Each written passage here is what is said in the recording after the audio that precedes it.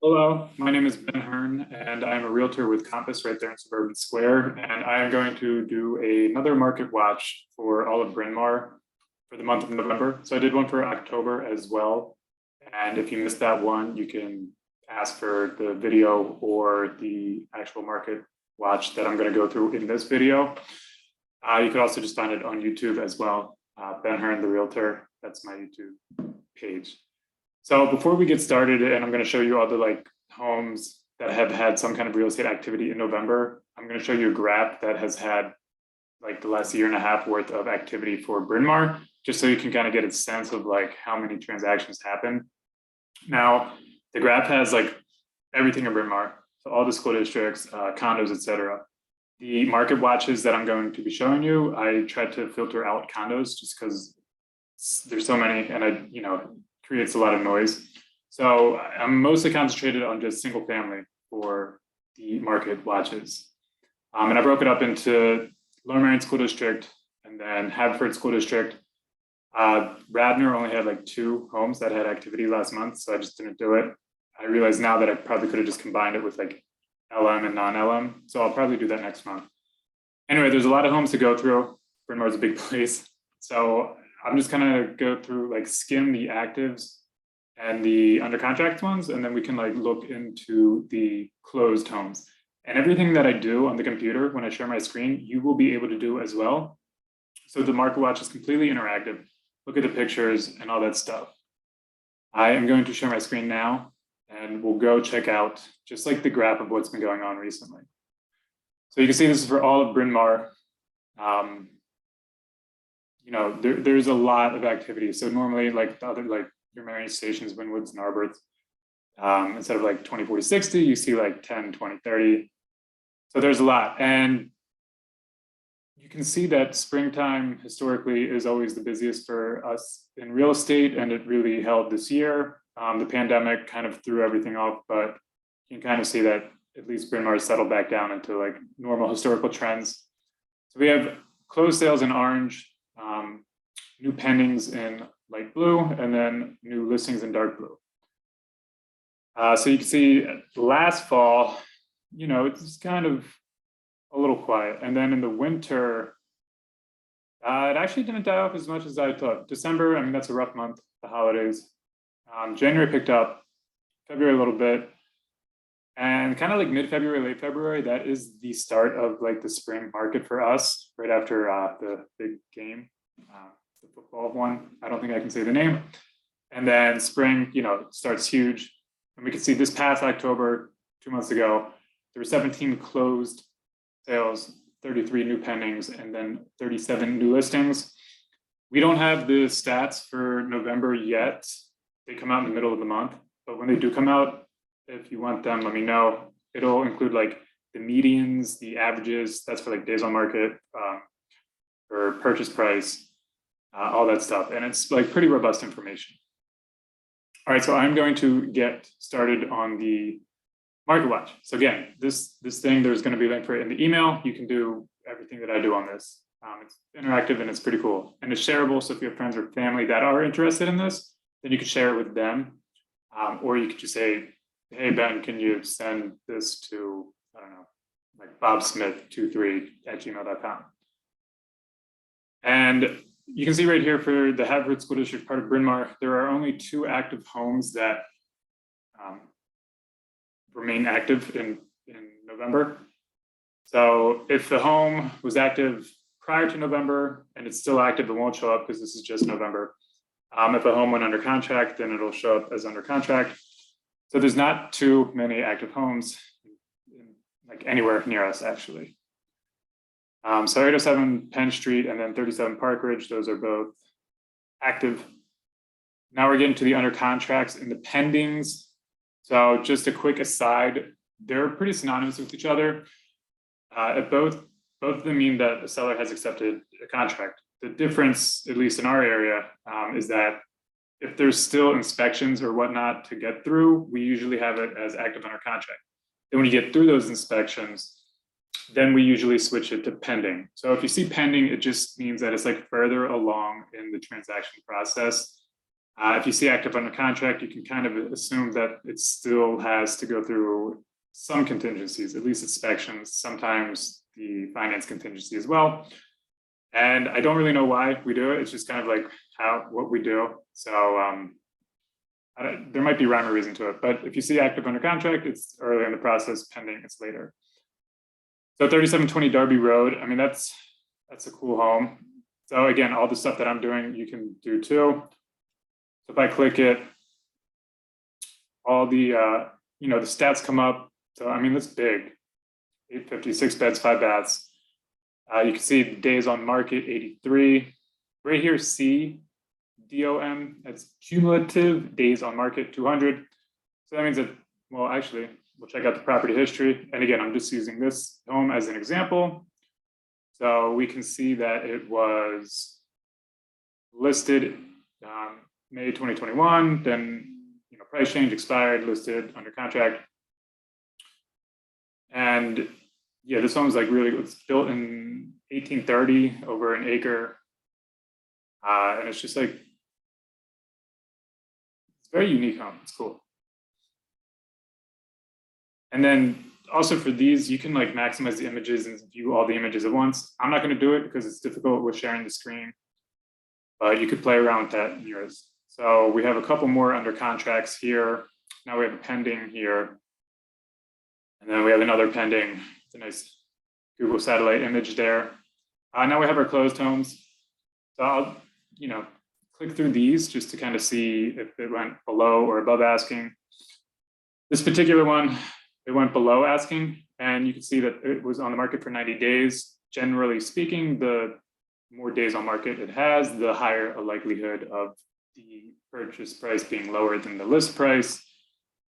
And then the opposite's true, of course. If something's on the market for 3 days, generally speaking, you can expect it to have a price increase. So Clemson Road, that was 10% below asking, just about. And you probably heard the market was super crazy this year, and it like truly was really crazy this year. It's slowed down a bit. So now you're starting to see homes that can sit on the market a little longer. They're going under what the asking price was. But if it's cream puff home, good location, good list price, that'll still go over asking. That still happens in our area. So Landover sold for $794. And that was 2.6 below asking. So again, we can go to property history and we can see that it was listed at 799. I'm sorry, 815. And then closed for 794. That's a good looking home too. A lot of curb appeal. That was on the market for 24 days. And Radnor Circle 660. So there's another one as well. So that was 3% above asking. And again, that was on the market for 5 days.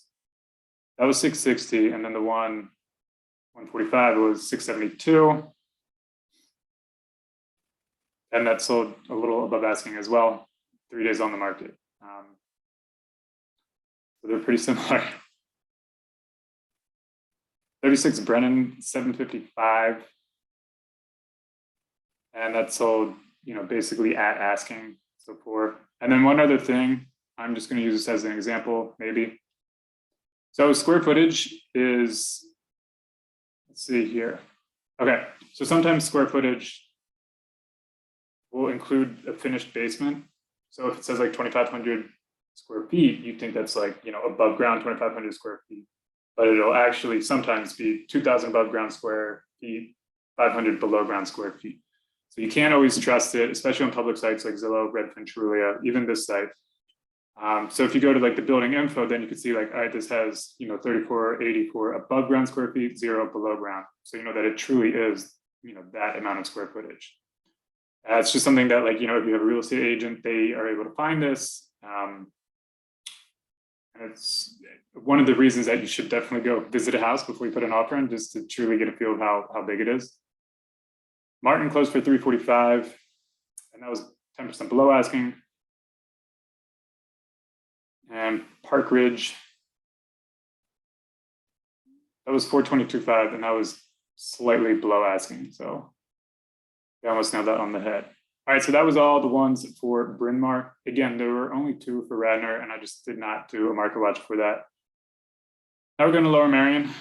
Morris Ave, that was coming soon in November, and then I'm doing this video on December 2nd, so I think it just hit the market either today or yesterday. That's coming in at 1.2, and they have an open house this Sunday. Again, good looking home. You get a lot of them in Bryn Mawr, obviously. Haverford Road, that is it. I don't know if they've had a price drop or if it's just been active for 10 days.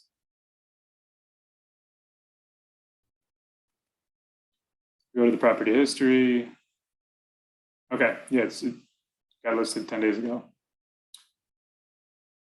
And Lafayette, that is on the, that's been like, you know, when homes get to this kind of price, they go on and off and on and off.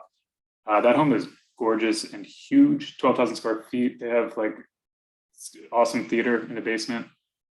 So again, if you're like on this market watch, definitely go through these homes if you want, just because like they look incredible.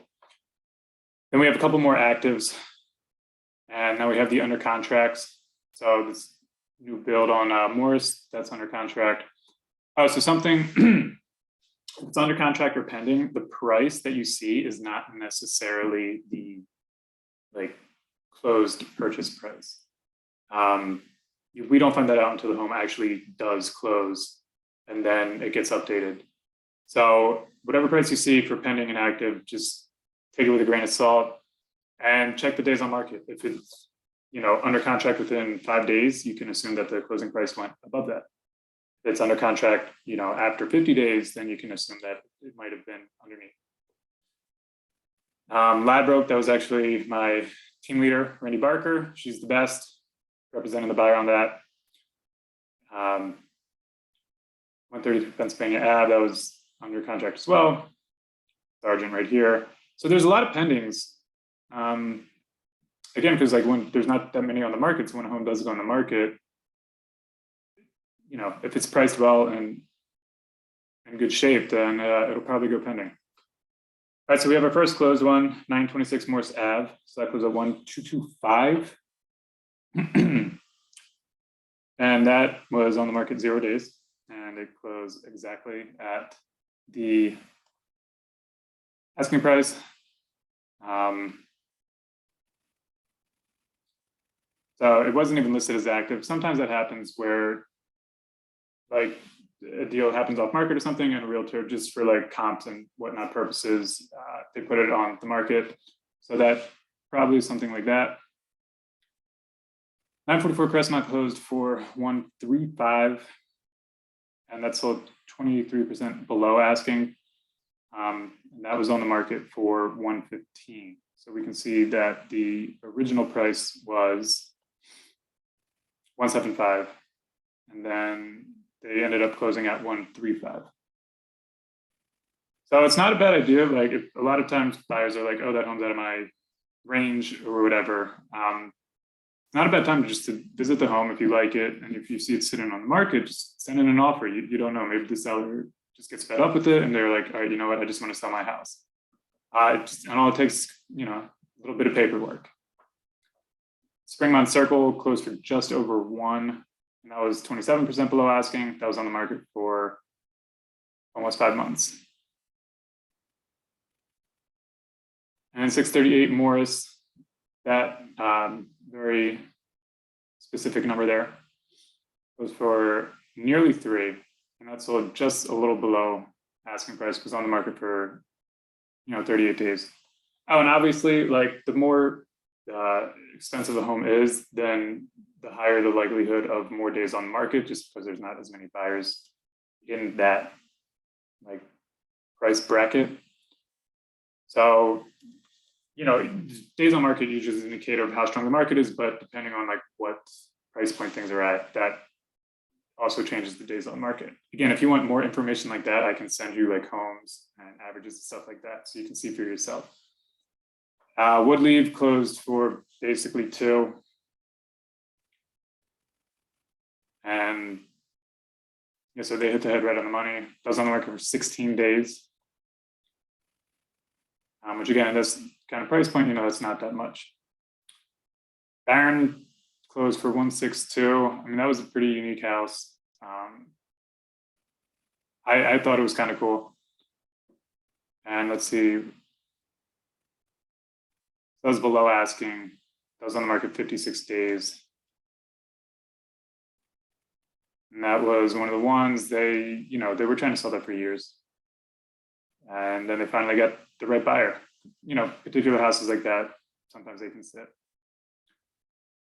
John Barry 1275, and that was 12% below asking, and that was 16 days on the market. So yeah, even if your offer is not that close to asking, might as well always send it in. Prospect was on the market for 5 days, and that sold for 396, just slightly above asking. And then Warner, 4-bed, 2-bath, 2,200 square feet, that sold 9% below asking. That was on the market for 41 days.